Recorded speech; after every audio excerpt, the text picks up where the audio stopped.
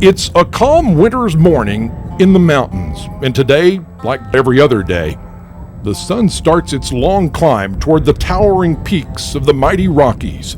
It reaches out and spills its first faint watercolors of light onto the rocks and ravines of the San Juan Valley and across the tiny town of Ridgway, Colorado. Well, the town sits down in the foothills of the San Juan Mountain. Ridgway is a unique little town. It's about 500 people, 600 people. It's just a great community of people working together and playing together. We live at 7,000 feet, and yet we come out and look up at the 14,000-foot mountains that surround us. It's just absolute paradise. Every peak outside paints a picture on the imagination of those fortunate enough to live in the shadow of their grandeur. John Billings is no exception. This mountain miracle only amplified his art appreciation, and that led to quite a collection. Well, the gallery I started about a year ago. The art gallery is a hobby, and it's something I've always wanted to do, but downstairs is where we really put our heart and soul into what we're doing. Truth is, John's a bit of an artist himself. You probably don't know his name, but chances are you know his work. It's just a small piece of sculpture, but John Billings is the man behind one of the most recognized trophies in the world. Some people say, well, he's the guy that makes the Oscars, or he's the guy that makes the Emmys, but everybody in town knows me as the Grammy man. For 22 years, John has created the award that is given to the world's best music makers. Year-round, while the recording artists refine their craft, John refines his. Then on Grammy night, in front of a national television audience, the best singers, songwriters, and musicians will take home a John Billings creation. Wide open spaces!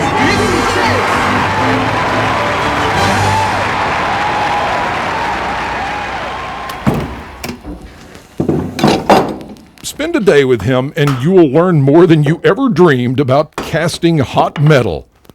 You will also learn a lot about small-town life and dedication to values.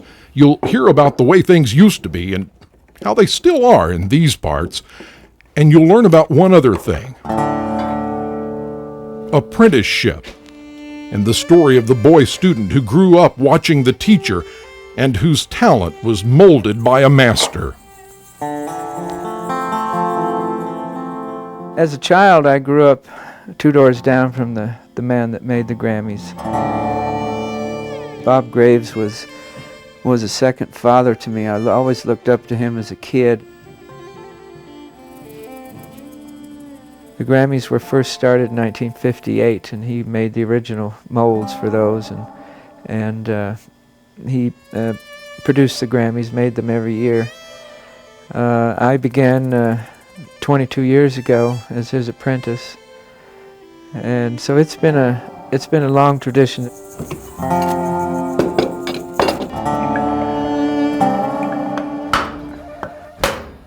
But business is business, and corporate America is always in the market for a faster, cheaper way.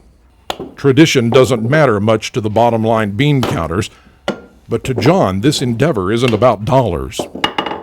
From time to time, some of the larger companies have approached the Recording Academy and wanted the contract, and would give them a lower bid, and I would just bid lower. We've never really worked with a contract. We do them from year to year, and it's been a long legacy, and I'm not going to just let them walk in and take them over. For half his life, John has protected the Grammys as his own. He's protected their secret, too. But there's a limit to one man's perfecting and protecting something so sacred. And if tradition is to survive, well, there comes a time when student becomes teacher.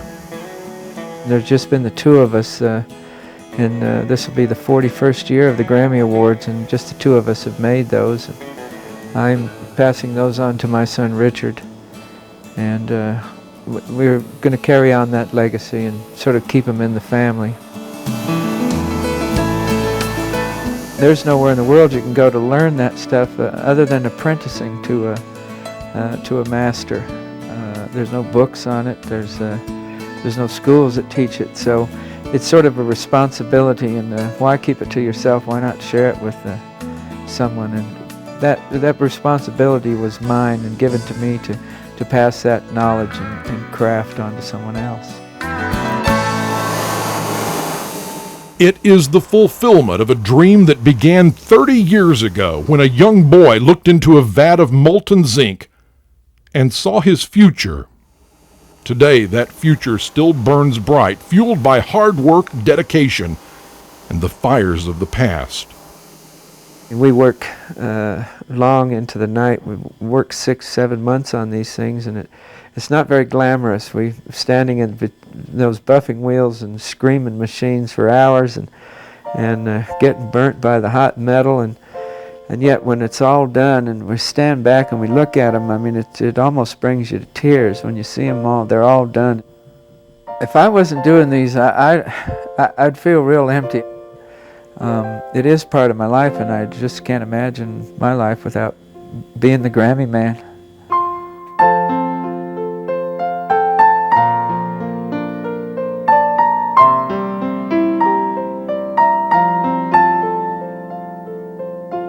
Generations ago, an artisan grew from an apprenticeship. You learned how to do from the minds of those who had done. We found a man who has molded a sculpture, a career, and a life from the lessons he learned from a master. There are probably ways to make the famous Grammy faster and cheaper, but you can't manufacture a masterpiece, and a machine can't replace a man's pride in workmanship or his love of profession. Making the Grammys and carrying on the tradition that was handed down is what's really important to me, and what's really keeps me going and keeps driven. There's going to be a couple hundred winners. At the Grammy Awards, somebody might walk away with 8 or 9 Grammys this year, but I'll go 300 times.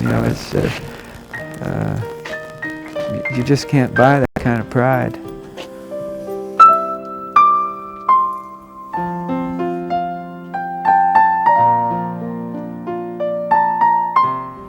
And with that, it's time for us to hum our way on down the road to the next story. Thanks for joining us this week.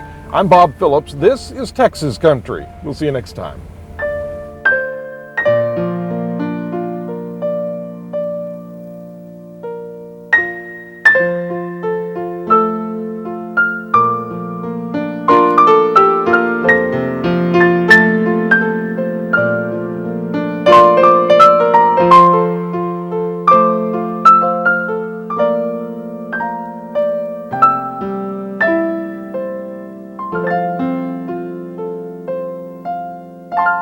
Texas Country Reporter, brought to you by Dairy Queen, Meet Me at DQ, and by the Key Whitman Eye Center.